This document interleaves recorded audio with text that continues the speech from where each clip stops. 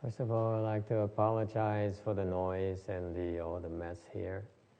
Thứ nhất là thầy muốn xin lỗi quý vị cùng quý vị cái ồn ào với nó hơi lộn xộn tí. We are fixing a few things. That's why it's a bit noisy this weekend. And also one word of caution. Một chuyện thứ gì là xin nhắc lại quý vị. The temple, when we meditate, this temple we meditate a lot. Cái chùa này chúng tôi đó chú trọng cái thiền, because it turns out meditation is one of the major training tools we have in our tradition. Tại vì cái thiền là cái nền tảng của việc tu hành chúng tôi. We practice, our spiritual practice is designed to open wisdom. Cái chúng tôi tu hành đó để mở trí huệ. And from our tradition, wisdom, you really have no wisdom. You cannot unfold your wisdom unless you have samadhi power. Và trong cái truyền thống Phật giáo chúng tôi đó, thì muốn mở trí huệ là phải có định lực mới mở được. Wisdom, our kind of wisdom we're practicing, we're trying to develop is not based on thinking. Cái trí huệ chúng tôi muốn mở ra nó không phải là cái óc suy nghĩ của quý vị. The wisdom we try to develop is based on not thinking. Trí huệ mà chúng tôi muốn mở ra là không có suy nghĩ. Okay? Not thinking meaning that it requires samadhi power before you can stop thinking. Và khi mình muốn không suy nghĩ là quý vị phải ngừng lại. Okay, so we meditate a lot. In order to develop that kind of wisdom, chúng tôi chú trọng cái thiền để mà mở cái trí huệ đó. And therefore, our temple is typically very cold. Thành cái chùa chúng tôi cố ý nó lạnh. Because when it's cold, you really have to concentrate. Cái vị lạnh như vậy, quý vị phải chú tâm. Thì when you concentrate, then the body heats up. Mà vì nó lạnh như vậy, quý vị mà chú ý, chú tâm á, thì người nó nóng lên. I feel much more comfortable. Người nó nóng lên như vậy, nó thoải mái hơn nhiều. Okay. And it turns out that when you practice meditation, you really understand how to meditate. Quý vị biết cái luyện thiền đó. Then you prefer colder places. Quý vị sẽ muốn chọn mấy chỗ nó lạnh hơn. Are you cold, sir, like that, or it doesn't bother you? No? The one T-shirt, yeah, you're kind of cold. Okay, be careful. The first time I went to my master temple 20 years ago, 20 odd years ago, I was wearing a shirt and a T-shirt, and it was a day like today, and I was there for about half an hour, walked away, caught a cold for 2 weeks. So be careful, please. Put something on warmer. You have a jacket in a car or something, or don't or drape a blanket around you, or don't catch a cold. It's not worth it. Trust me. Be careful. Nên thầy tới chùa, sư phụ thầy cách đây 20 năm, trời lạnh thầy không biết. Cứ mình y ngoài trời ấm vào trong chùa, because the temple, for some reason, my master's temple is very, very cold inside. Outside is okay. Ngoài thì ấm, ở trong nó lạnh ngắt. And be careful because when you meditate, you practice meditation, the colder it is, the better it is, much easier it is for you to enter samadhi. Cái trời lạnh nó dễ nhập định hơn. Whereas in contrast, you go to a country like Sri Lanka, Thailand, Vietnam and so on. Ngược lại cái gì qua mấy cái quốc gia như là Việt Nam, Thái Lan này nọ đó, where it's a lot colder, it's a lot hotter, warmer, hot even. These people, they have a hard time developing samadhi power, you ask me. Cái chỗ nó nóng như vậy đó, khó mà phát triển định lực lắm. Okay, so for example, the famous our traditions, the meditation from a Chinese, cái thiền tông chúng ta là từ người Hoa tới, truyền thống từ người Hoa tới. And the great Chinese Chan masters, mấy cái vị thiền sư mà nổi tiếng từ xưa đó, they would go to the mountain, họ tới vào cái chùa, vào cái lên núi, and they would practice meditation, và ngồi luyện thiền. For example, my master used to be in Manchuria, như ngài Tiến Hóa ân sư của thầy trước ở bên ở Mông Cổ. And he, in the winter time, he wore 3 layers of clothing. Mùa đông á, chỉ mặc 3 lớp thôi. Like this. I have 1, 2, 3, 4. I have 4. He has 3. Ngày hôm nay thầy mặc 4 lớp. Sư phụ thầy mặc 3 lớp thôi. In the winter time.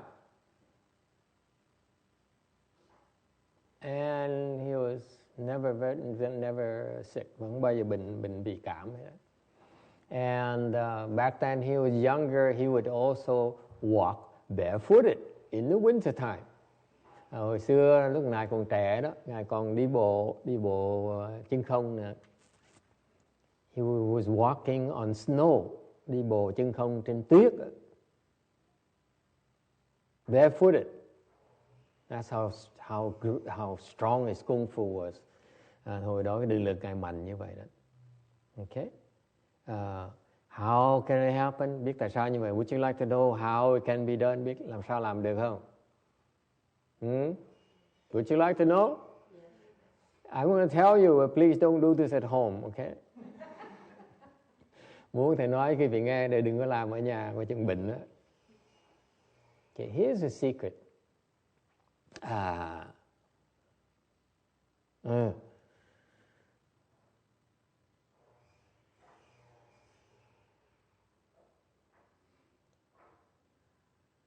When it's cold, nếu mà trời lạnh,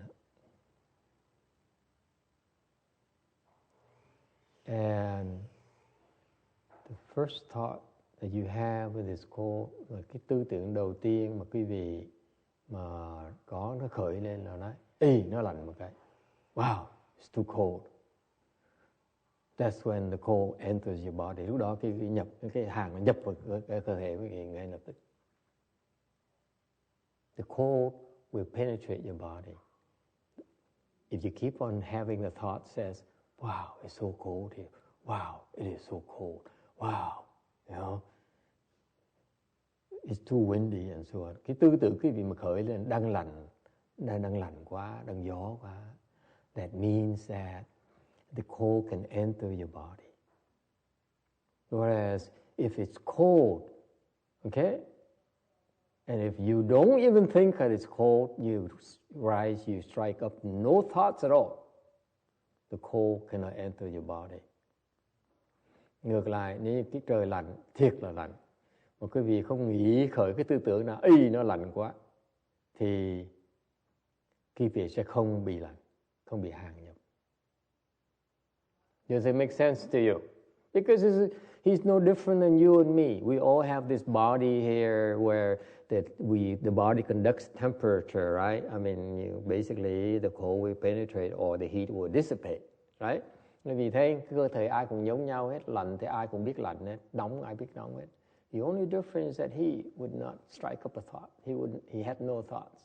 Không có cái tư tưởng nó khởi lên hết. That's how he could endure the cold and not get sick. So that's a drill you can have since you're here. Whereas not think at all about the cold and see if you catch a cold after you leave. Does it make sense to you? You agree or disagree? Yeah, beautiful. Thế thì thấy cái bí mật nó tuyệt vời dễ sợ. Chỉ đừng khởi tư tưởng lạnh lên đó, là cái hàng nó nhập mình không được. And I say it to you because I went through similar process about 40 years ago, and I didn't realize it. Tại vì quý vị biết không, sau thầy mới hiểu, cách đây 40 năm trước thầy có một cái kinh nghiệm tương tự như vậy, thầy không hiểu tại sao. 40 years ago, I came to the US from Vietnam. Hồi đó, cách 40 năm trước thầy qua xứ Mỹ này. I landed in Minnesota, Minneapolis, St. Paul Airport on December the 15th, something like that. Thì cách đây 40 năm trước á, thầy bay từ Việt Nam bay qua tiểu bang Minnesota tháng 12. Tháng 12. And to go to college there, để qua đó học đại học. And it was snowing, tuyết nó rơi. Okay. And this is the first time I venture out of the country. Lần đầu tiên đi rời Việt Nam. And I didn't know, I never saw the snow before. And the only snow I saw is on a picture, on a photographs, no internet back then, okay? Hồi đó cái tuyết đầu tiên thầy thấy là trong hình thôi, okay? And I never knew what cold means. You know, the cold of the winter cold meant. Không biết cái lạnh mùa đông là sao ấy. It was December, okay? And I was wearing a jacket made in Vietnam, custom made in Vietnam, and a shirt. That's all. Hồi đó chỉ có đời xưa mặc cái áo complete đó, với cái áo sơ mi thôi. And I walked out there, got to the airport, no problems. And my brother supposed to pick me up wasn't there. Thì hồi đó anh của thầy đáng đi tới đón thầy mà ông tới trễ.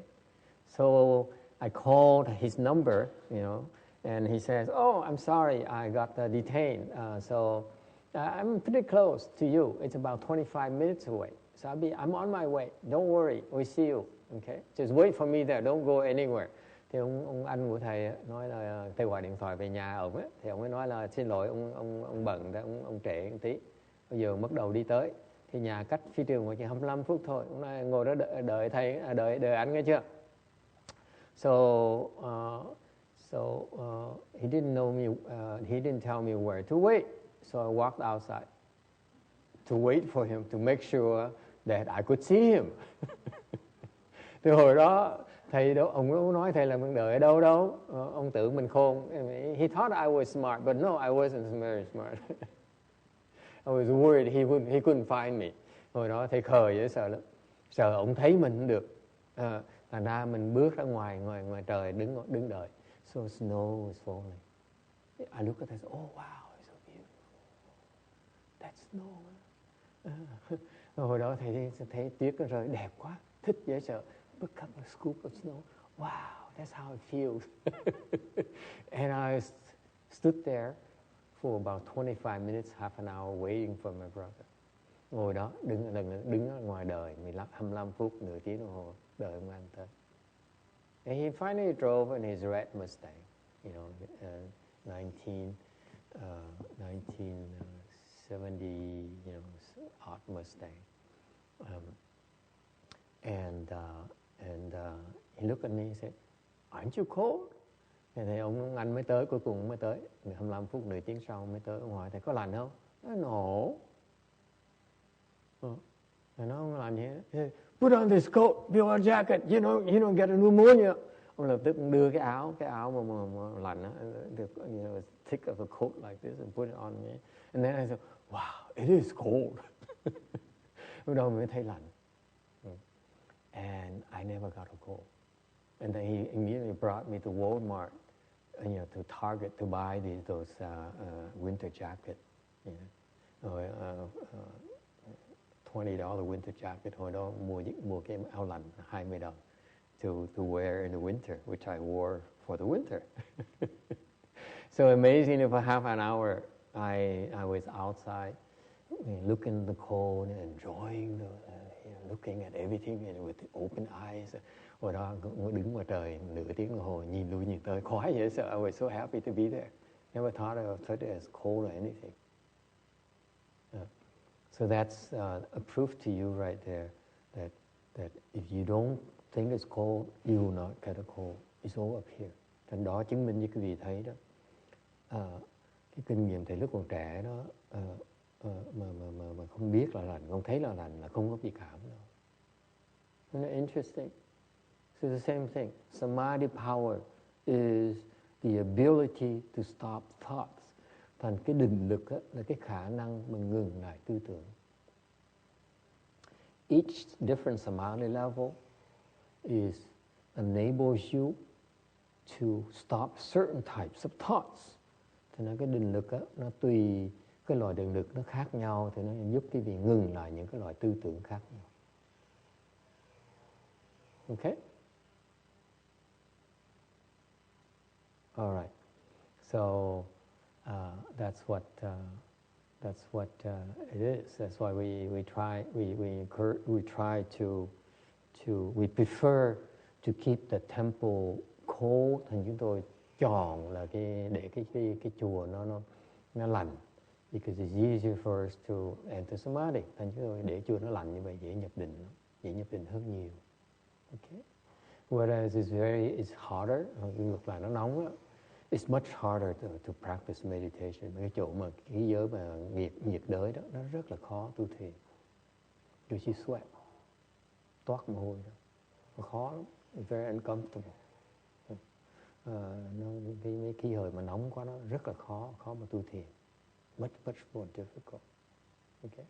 So in general, the people who live in colder countries, their meditation skills is not as advanced as colder countries. Thành những cái chỗ mà nó nóng đó, cái thiền, công phu thiền của người ở đó nó thấp hơn công phu thiền với người xứ lạnh. Because just like everything else in life, you do it because out of necessity. Như tất cả mọi sự trong thế gian này, mình phát triển khả năng mình tại vì cái nhu cầu, chứ không phải vì tưởng tượng được. You really need to feel warm, you will concentrate and the heat will build internally. Lúc mình trời là lạnh như vậy, tự động mình muốn nóng lên, thì tự động mình sẽ gợi cho nóng lên. Và chỉ nóng lên tại vì mình bớt tư tưởng mới nóng lên. So for example, when it's cold, then you naturally want to build up the heat inside. Okay, you say, oh man, it is too cold. And naturally you concentrate in your navel and so on, and the heat will build up naturally. And that's why the training meditation, and the secret in training meditation is to develop the need to progress. Cái thiền là cái vị muốn cái bí mật của thiền á, huấn luyện thiền là cái vị phải có cái nhu cầu tiến bộ, thì tiến bộ nó dễ hơn. When you have the need to progress, to make progress, it's much easier to make progress. When you come to the meditation class, ngược lại cái vị tới một cái chỗ thiền, and you say, I want to feel comfortable. Vì muốn tới thiền tại muốn thoải mái. Yes? Yeah, isn't it bad enough during the week where you're tired and you're stressed out, you want to come and relax, right? I want to feel comfortable, I want to feel good about it. Vì muốn tới chỗ thiền, muốn thoải mái, muốn thư thản.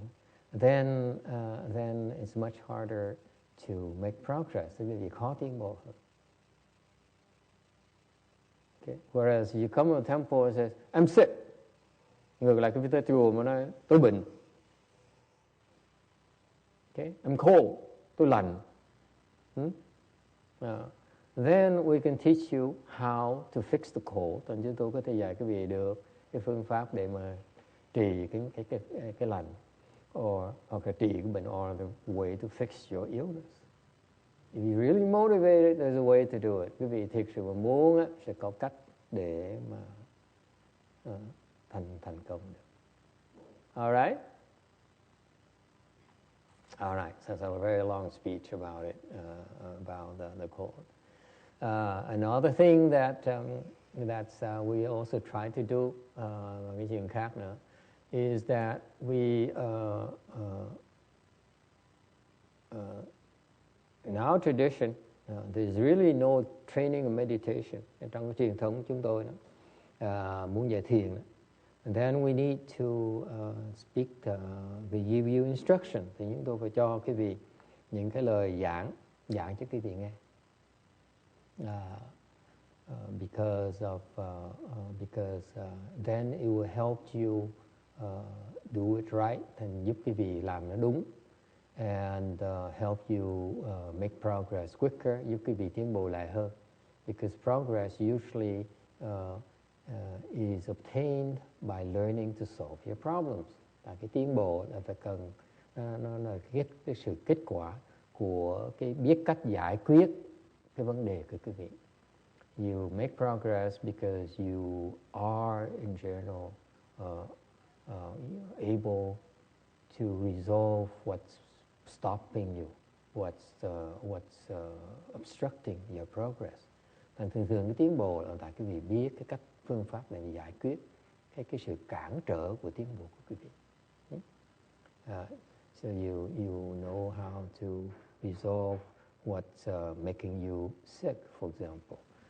Quý vị biết làm sao mà giải quyết làm sao cái quý vị đang cái gì nó làm quý vị bệnh. What's making you stressed out, là cái gì nó làm quý vị bị căng thẳng tinh thần. Yes. So progress means more increased samadhi power, more wisdom, more knowledge. Thành cái tiến bộ có nghĩa là cái định lực cái vị nó tăng trưởng, cái trí huệ cái vị nó phát ra, cái gọi là tiến bộ. That's progress in Mahayana. Mà in chant, in cái thiền như tôi, we don't. The goal is not to meditate. The goal is not to feel good and to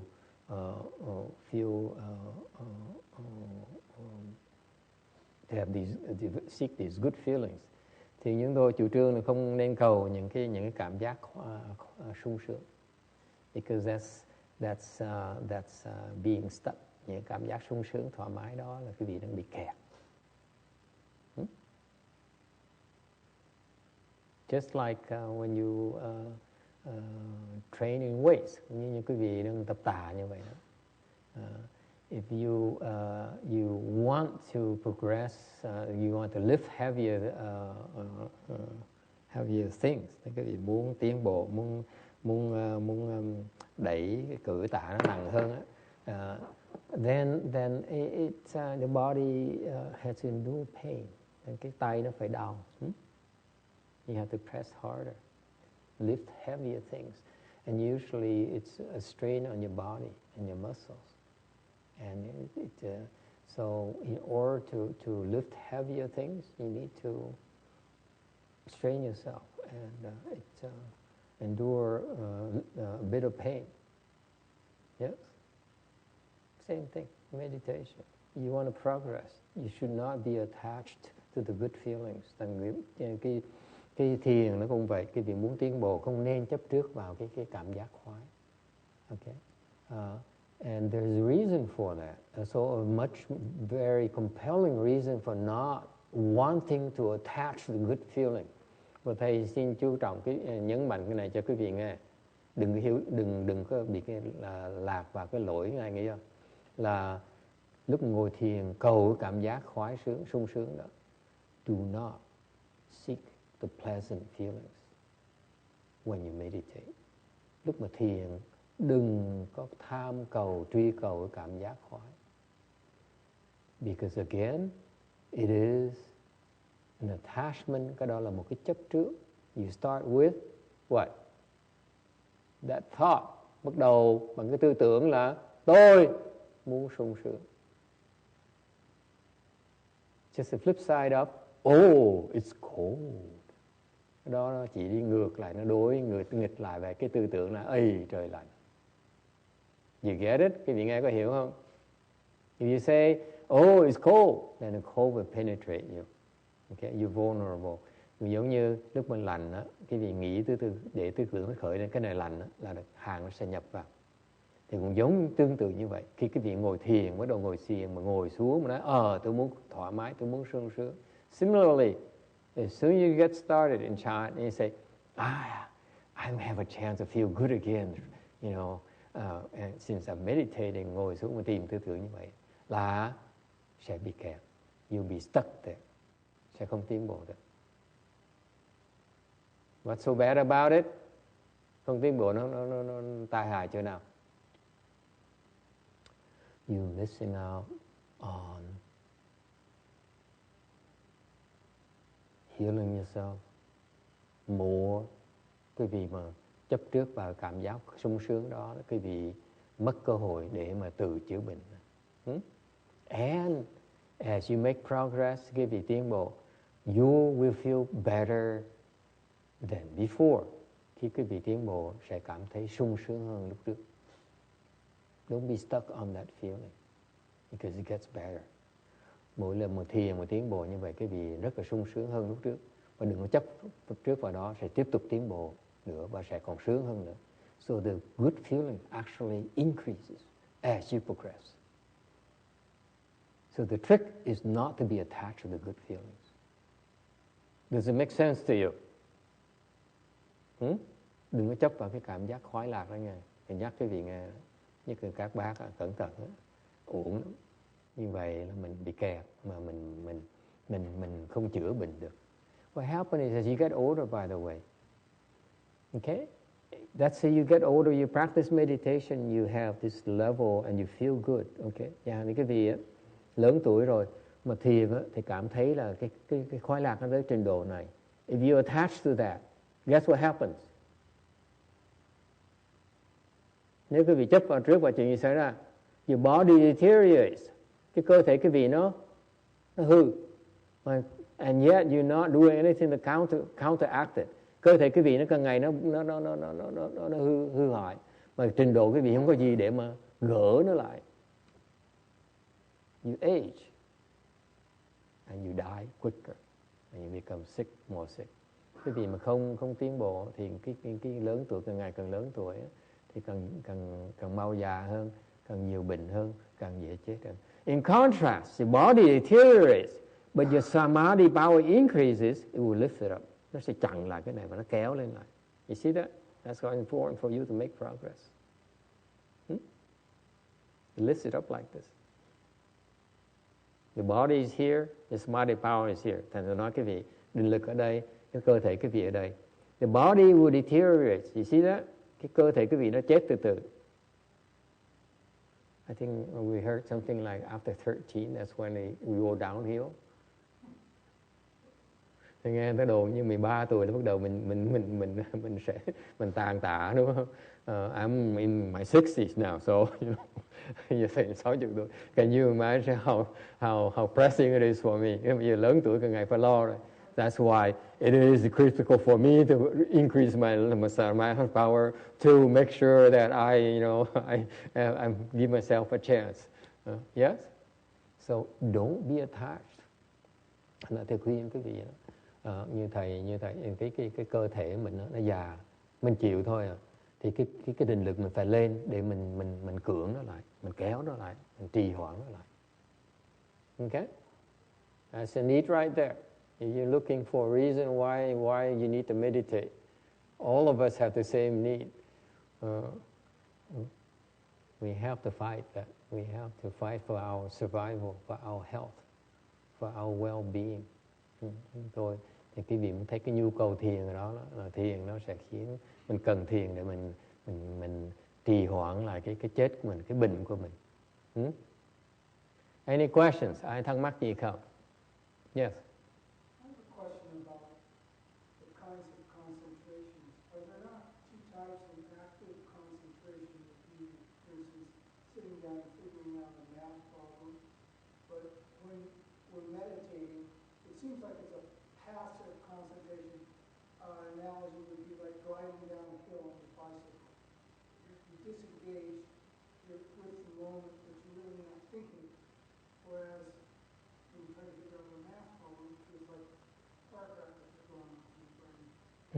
Very good.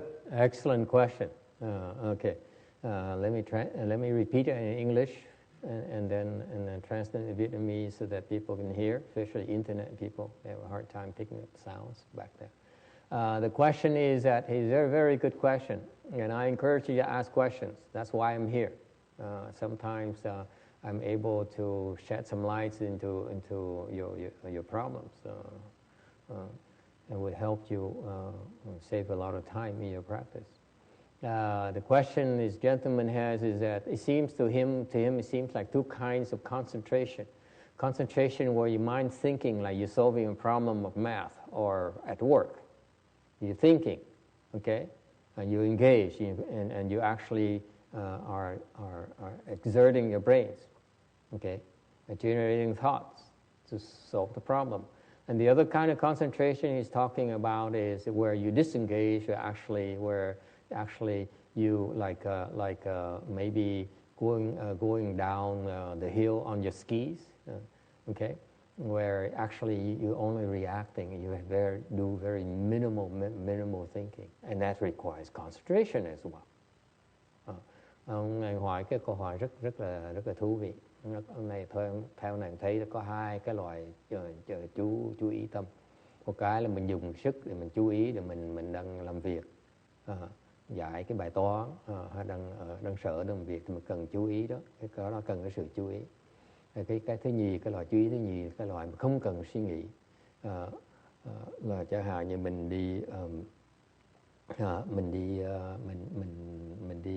đi đạp xe đạp hoặc là đi trượt tuyết, thì lúc mình trượt như vậy đó, đạp xe đạp thì mình rất ít suy nghĩ. Okay. What do you think? Quý vị nghĩ sao? Okay, since you know already, I will confirm your knowledge. Yes, it's correct. Cái đó đúng. It both require concentration. Okay. One concentration is called concentration in movement. That's what the Chan tradition called concentration while in motion. Okay, movement also has concentration. Thành cái trả lời là đúng, tại vì có những bên thiền tông có hai cái loại chú tâm trong động, chú tâm trong tĩnh. Okay. And there's concentration in stillness. Okay, so this is why Chan is very practical. Thành cái thiền tông, quý vị đừng nghĩ Chan is not about sitting there. Cái thiền tông không phải cái vị ngồi đâu. Chan is also while you walking. Thiền nó cũng lúc quý vị đang đi bộ cũng là thiền. When you are working is also Chan. Quý vị đang ngồi làm việc cũng là thiền luôn nè. How is that? Tại sao như vậy?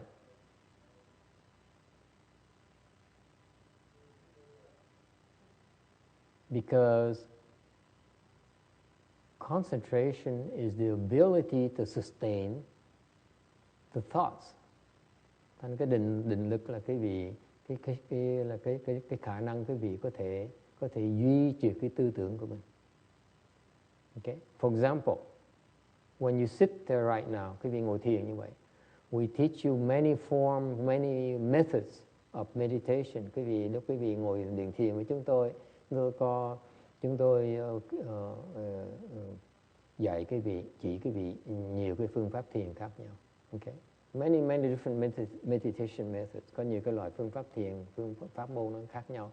Some people teach you about think about the top of your head. Có nhiều người nói là suy nghĩ đến cái đỉnh đầu. Yes?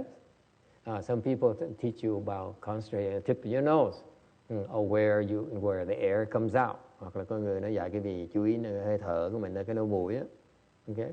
Some people teach you to concentrate on your ears. Có người dạy cái vị nghe, lắng tai nghe. Yes or no? It's called the One Yin Dharma Door, by the way. Đó là phương pháp Quan Âm, đó cái gì, lắng tai nghe. Okay? I haven't taught you this yet. I haven't transmitted this process yet. Thầy chưa dạy cái vị phương pháp này nhiều. Okay? Or I prefer for general thing to teach you to concentrate in your navel. Hoặc thầy chú ý cái vị nói dạy cái vị là một khuyến khích cái vị nên chú ý nơi cái lỗ rú, nơi cái đan điền. Or some people concentrate on reciting something. Om Bani Padme Hum. Có nhiều người muốn chú tâm vào cái thần chú, right? Or some people sit there and concentrate on an image. Hoặc cái người ngồi đó quán một cái hình nào đó. Or you can sit there and concentrate on, also another form of practice we have is a Sanskrit character. Hoặc là ngồi đó mà quán cái chữ Phạn. There's so many forms of practices. Okay? But it starts with maintaining the thought. Doesn't it? You start with a thought. Let me think about the top of my head and maintaining the thought. Yes? That's called concentration. Thành ra bắt đầu tất cả phương pháp để bắt đầu với là mình khởi một cái tư tưởng, mình giữ tư tưởng đó, cái đó gọi là định lực. So that's right. Concentration, or in Sanskrit, it's called samadhi in our tradition. Okay, samadhi is the ability to sustain thoughts. And one thought that you can sustain when you samadhi is what is so-called no thoughts. You say, I want no thoughts. To sustain that. Thành ra cái định lực chúng ta, hiện tượng chúng ta là cái bắt đầu đó là tôi muốn duy trì tư tưởng này. Thành ra hằng như khi bị nhập định tại vì không có tư tưởng này. Okay? So now, what's the difference? Okay, khác nhau chỗ nào? The concentration when you have no thought is much deeper than the concentration when you have thoughts. Cái định mà khi mà quý vị nhập, khi mà không có tư tưởng, nó sâu hơn là cái định mà có tư tưởng.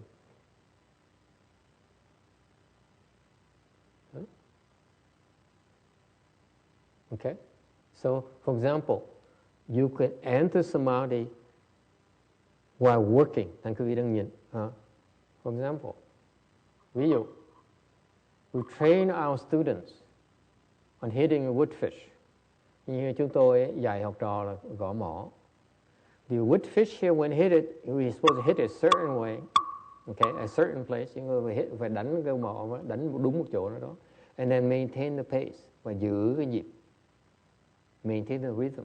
So this process itself, if you hit it the same spot, make the same sound, the same pace, đánh cùng đúng một chỗ, okay, đúng cái nhịp, âm thanh nó mạnh, sức mạnh nó cùng như vậy. That is concentration right there. Yes? That is samadhi right there. Cái đây là định lực đó quý vị. Đây nhập định đó.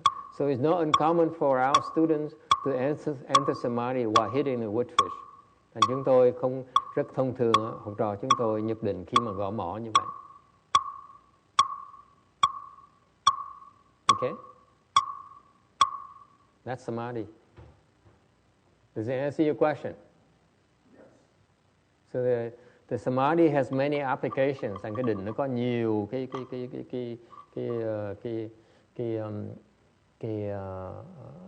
trình độ khác nhau. And you can enter samadhi while in motion, in movement.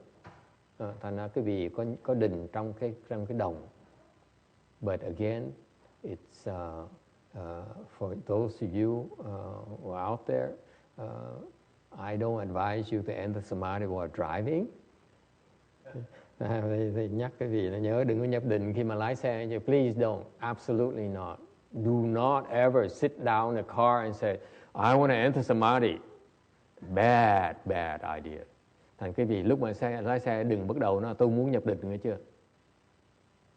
You start first and say, I'm driving, okay? And if you enter samadhi, it's only the kind that can interact. Not the kind where you just pass out and go somewhere else. You can do that too while driving, yes? Thành ra có nhiều người như vậy. Lúc Thành phải nhắc quý vị, yêu cầu quý vị lúc lái xe đừng có ngồi xuống mà nói tôi muốn nhập định. Don't get so excited. Oh, I learned so much about Chan today. I'm going to see if I can enter samadhi while driving. Đừng có về, đừng về mà nói là ông thầy ngày hôm nay giảng về hai cái loại định đó. Chắc như này tôi muốn nhập định trong lúc lái xe là quý vị hút xe, lúc hút lọt hố đó. Okay?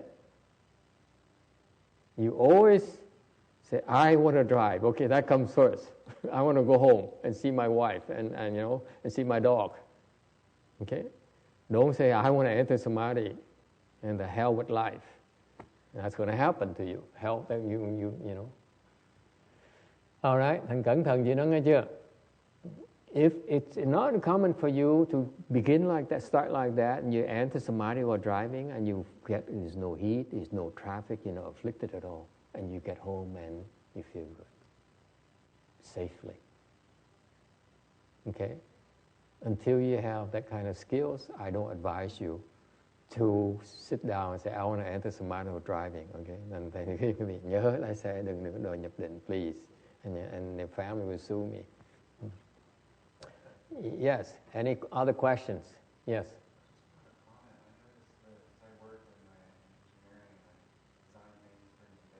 Mm-hmm.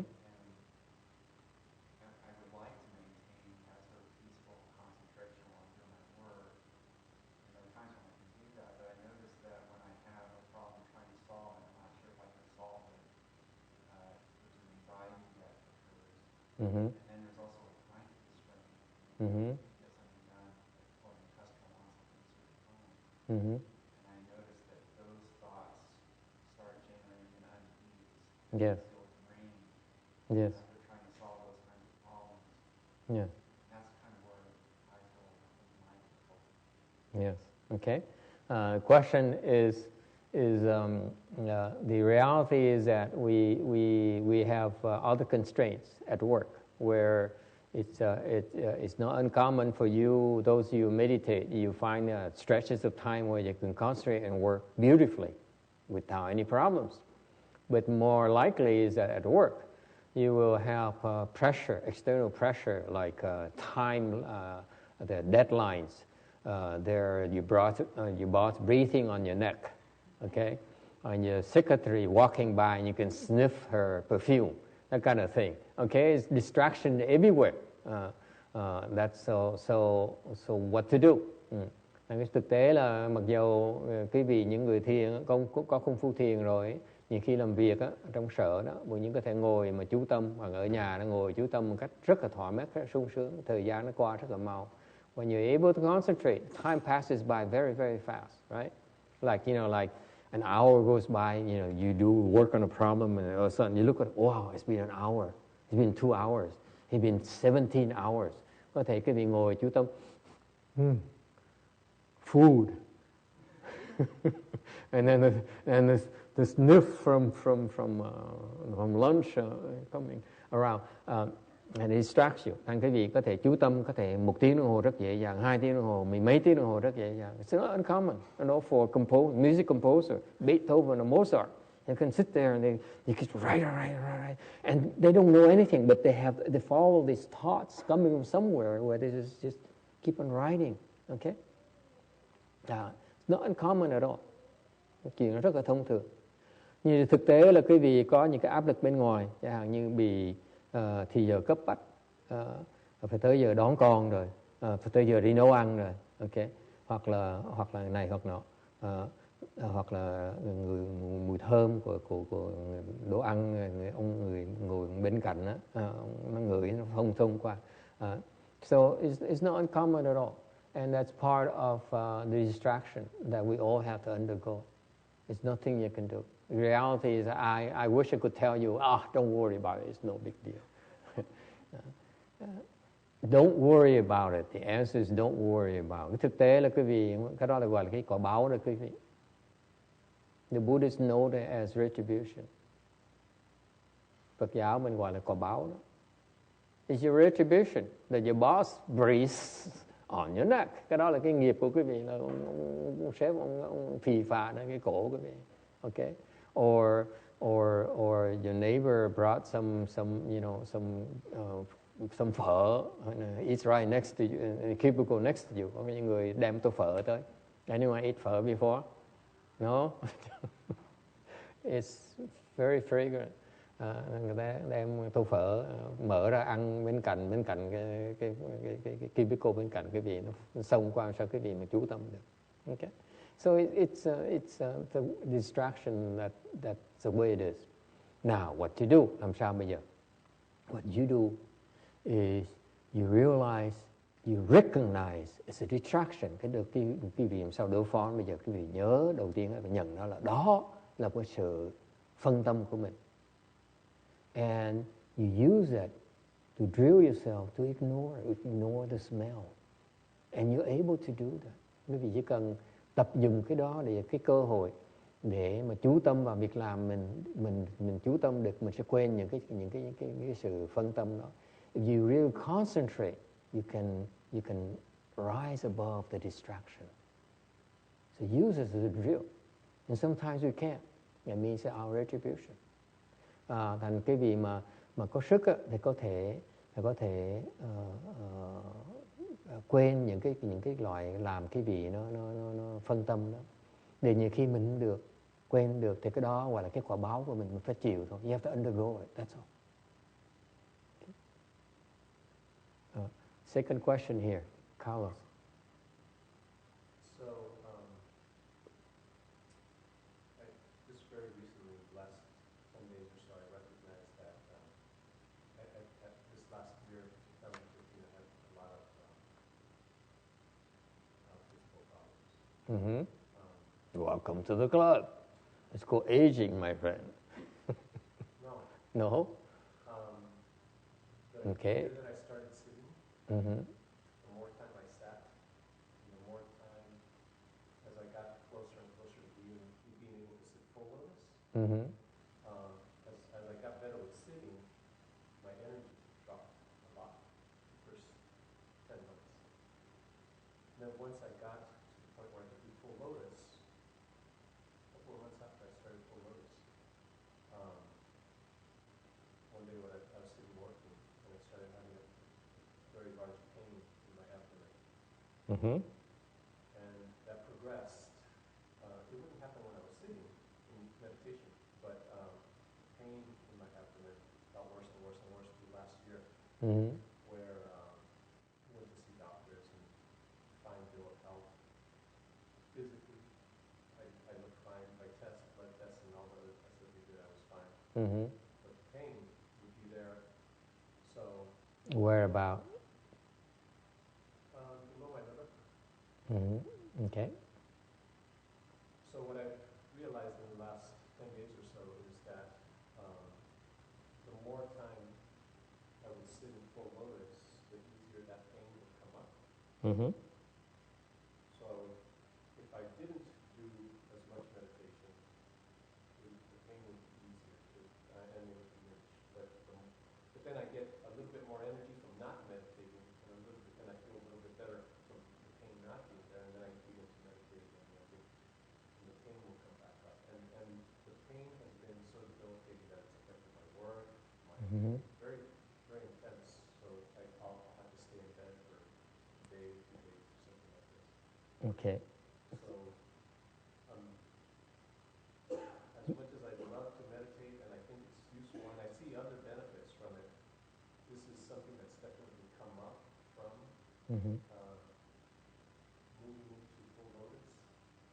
Today I was asking the other monks about placement of my this ankle on it, before I was putting it too low, so I have to correct that. But I'm concerned about pain and interfering too much with my life. Yeah.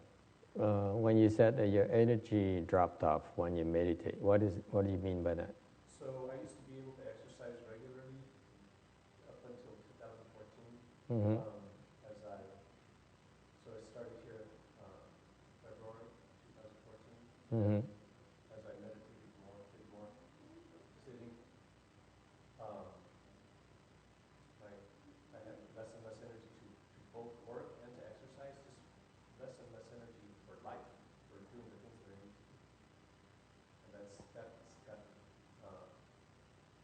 Meaning you get tired, or what do you mean by? I would both have physical less energy to just get up in the morning. I would just feel much more tired. I'd feel more tired to work. And also emotional energy, just enthusiasm for life. All of that dropped very much. And so it's been very flimsy, physical and... You sleep better at night too, or is it change in your sleep? My sleep is good. It's always been pretty good. How many hours? Over the last, much more sound sleep. Okay, how many hours? It depends on how the pain is. So when I'm just normal, 6 to 7 hours. Okay. You wake up fresh, no problems, right? Yeah. Okay, very good. I don't know why the energy drops off. That's surprising to me. Thì câu này ông hỏi, let me translate to in Vietnamese. Ông này hỏi là ông thiền cái bỗng nhiên cái sức nó yếu, nó ít hơn. Và dạo này thiền một cái bao tử nó nhói lên, đau đến độ mà ông liệt giường đâu, làm việc không được. Okay. Thầy ông hỏi tại sao. So there are a few problems here that I'm not sure I understand. Okay. Because I don't see you enough, so I don't know what you do. Okay. Lý do là những cái vấn đề thầy này lâu lâu thầy không gặp ông này thì thầy không biết.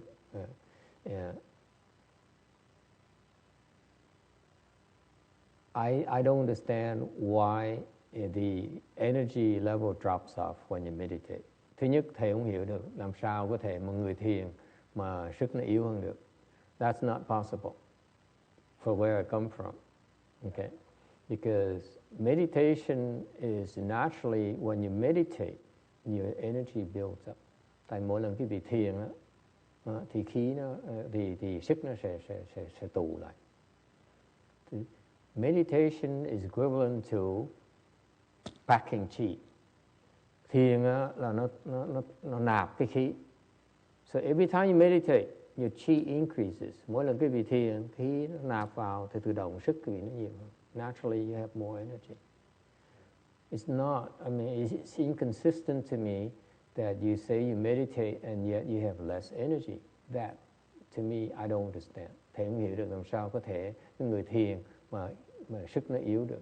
That's not possible. I've never seen it before. I never heard of it before. So I plead ignorance. Thầy phải công nhận, thầy phải thú nhận là thầy không biết cái chuyện này. I don't understand it at all. Something is wrong, which I don't understand.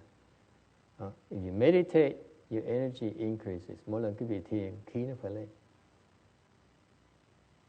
And I don't know how you measure the energy decreases, whether it's in lack of enthusiasm or life or emotions, and you get tired more quickly. There's a lot more going on there, maybe other parts where you drain your energy a lot quicker.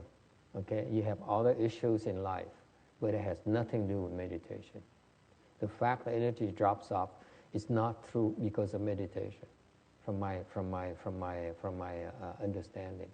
And đối với thầy đó, khi cái vị thiền là khí nó phải khởi lên, mà này ngược lại ông nói ông thiền, ông cảm thấy người yếu hơn, cảm thấy không có sức, ít sức hơn, thì thấy cái chuyện đó là không phải liên quan tới thiền.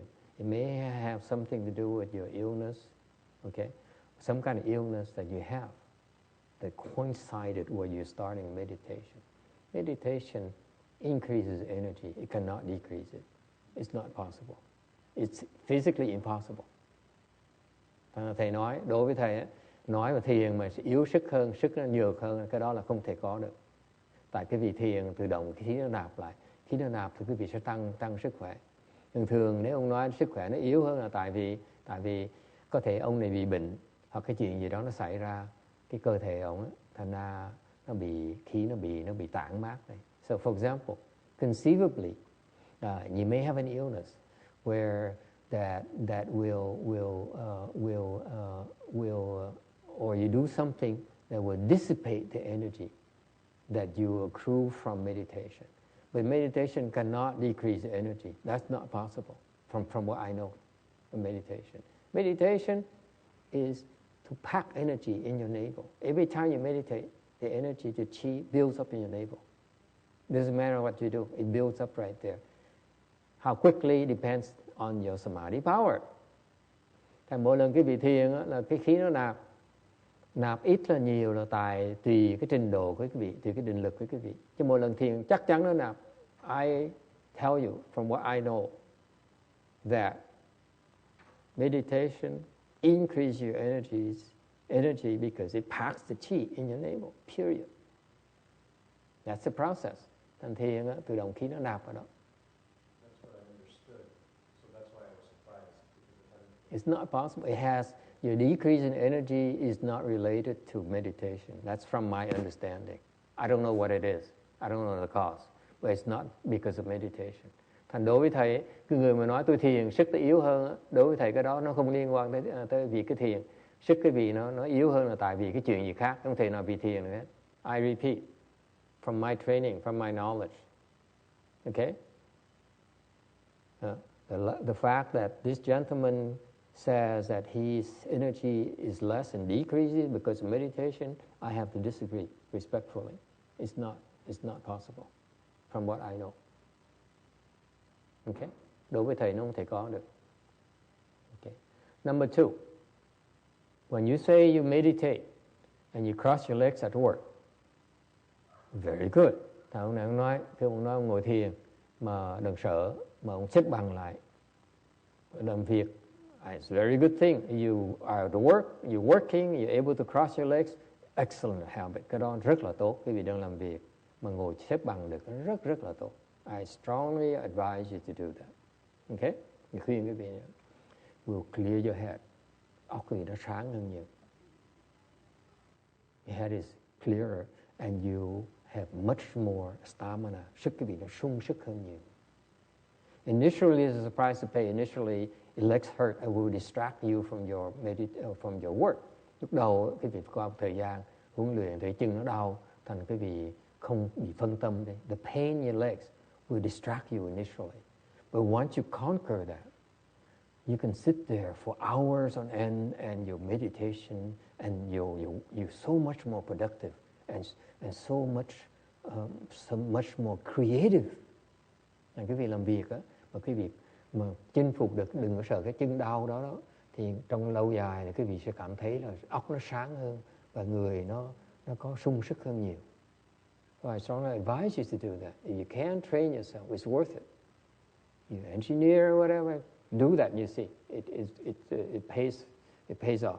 Thành cái việc làm việc mà ngồi xếp bằng này rất rất là quý. It's an edge you have on your colleagues. Cái đó là một cái lợi điểm quý vị có mà mấy người đồng nghiệp quý vị không có được. Okay. Now he says that he meditates and now all of a sudden he has stomach pains. Okay, and it comes very quickly now. Và bây giờ ngồi thiền như vậy mà chân cái bao tử nó đau rất là lẹ. Okay, and yet he goes to the doctor. Doctor says, no problem. I don't see any the tests. All the tests are negative. Nothing wrong with you, right? Rồi ông tới bác sĩ nói là khám bệnh, bác sĩ nói là không bệnh gì hết á. Okay. Now, this is the real issue. Bây giờ nó có vấn đề. Okay. You trust your doctor, you trust me. Vấn đề là ông tin bác sĩ, ông tin thầy. Neither. Very good. So, because it's not that I don't trust you, I have had a lot of... You won't be the first person, don't worry. Ask any of them, do you trust him?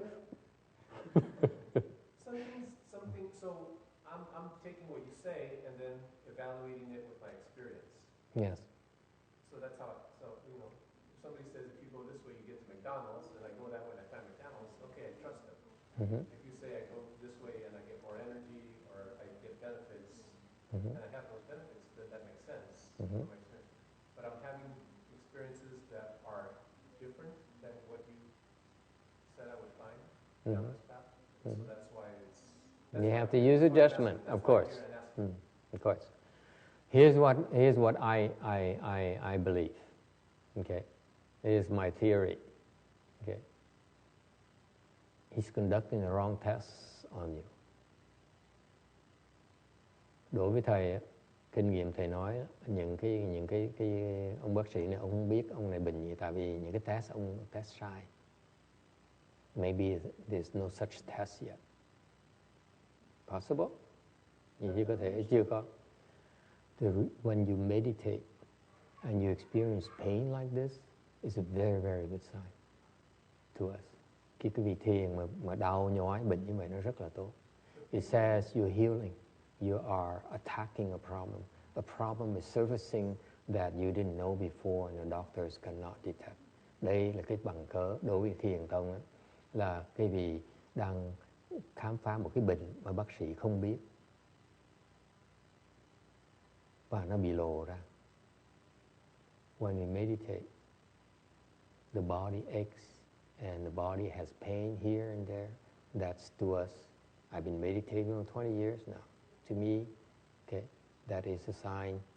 My experience tells me it's a sign that my body is sick, it's healing itself, and I continue to meditate.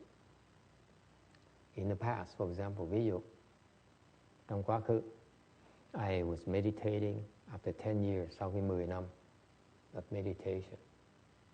Okay, I would meditate every single day. Hồi đó thiền mỗi ngày. Every single day.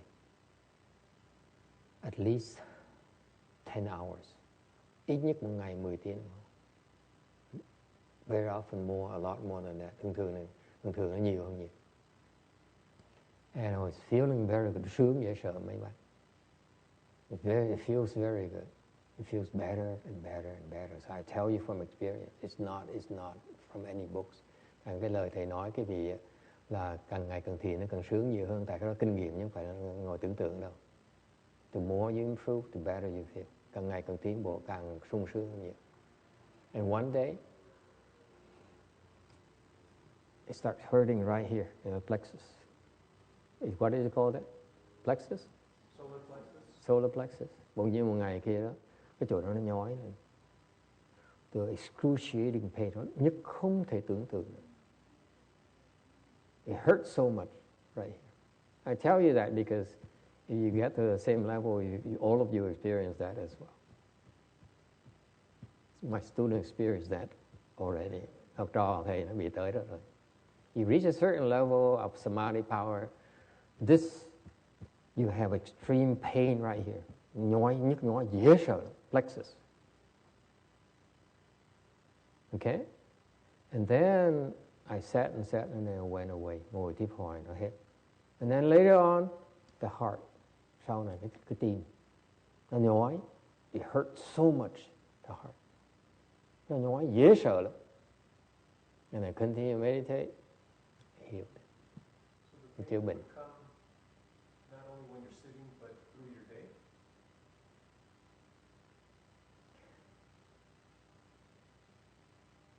Not to me, not during the day. Because this is not addressed until you meditate. It does not surface until your chi is so strong that it starts healing it, attacking it. That's when you feel the pain. When during the day, when your concentration level, you get distracted, you're doing these things, the chi is not that strong. That's why there's no pain. Hôm nay ông hỏi, vì trong ngày cái chỗ ngực nó bị đau, thầy nói trong ngày thường đó mình đang làm việc đó, thì cái khí mình nó yếu, thầy nó không chữa được. Khi người ngồi mà chú mạnh chú trọng đó, cái khí nó mạnh rồi mới đánh được cái chỗ này.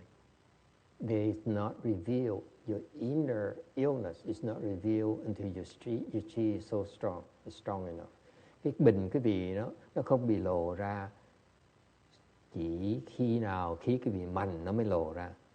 Khí cái vị yếu nó không lộ ra được. So when you meditate and you experience pain, it means that you're healing yourself. Trong cái vị thiền mà nó nhức nhói đau đớn là cái vị đang chữa bệnh. It's not something a doctors know, can detect. Bác sĩ cái vị thấy được những cái bệnh đó. It's not something that show up in the test. Nó không có làm mấy cái test thấy được. But pain doesn't distress me so much. What bothers me is that it interferes with working, that I can't. I'll be in bed for several days and I can't attend to daily necessities. That's the bigger. Yeah. Then you can choose to back off. It's perfectly okay. If you feel that it's something you don't want to face, don't face it. Don't meditate and back off and then slow down. Meditate less until it becomes more comfortable. Okay? So that it's not unbearable. Okay? It doesn't debilitate you. Okay? And then even when you do that, you're still healing yourself slower. That's all. Thành thầy viên cái vì sao? Thầy nói là nếu ông này cũng cảm thấy là ông bị liệt giường, như thầy nói như vậy thì thiền bớt đi, thì nó bớt đau hơn. Và như vậy ý nhất quý vị đang chữa bệnh nó chậm hơn. Whereas if you were like me, I would keep on meditating. I'm not giving you advice. I'm just saying me. Okay? because I want you to sue me and then come to me, you give me bad advice, okay? Okay, so we're different. Our life is different, but in my lifestyle, I continue, I forge ahead because then I heal myself. This problem went away in about less than a day. This went away in about less than a day. Okay? And this problem went away in less than a day. That's how fast we are in solving our problems. But you don't have that same kind of luxury, same conditions. And đối với thầy, những cái bệnh, cái vị thầy mà khám phá ra là tiếp tục ngồi thiền tiếp, là ngồi trong ngày nó giải quyết hết tất cả, chữa bệnh xong một ngày là xong hết. Còn cái vị không có được cái khả năng đó, không có được cái duyên như vậy, thành chịu khó thôi. If you don't have the same conditions, then you have two choices. Either give up and say, the heck with meditation, heck with chant is not for me, it's okay. Or you say, let me do slowly, at least I will heal myself slowly. At least I have a fighting chance. Because if I don't, I die. By the time the doctor discovers what's wrong with it, it's too late. They have to cut it off. Okay? So it's your personal choice. It's perfectly okay. Okay? Đối với thầy, cái gì mà không làm cũng không sao hết đó. Bỏ thiền không sao hết. Từ từ cơ thể nó chết, từ từ bữa nào gặp bác sĩ thì bác sĩ nó cắt ra thôi vậy đó, cho uống thuốc vậy đó. It's no big deal. There's ways to get around it. Okay? Medical profession is so advanced nowadays. They have, ways to get around it.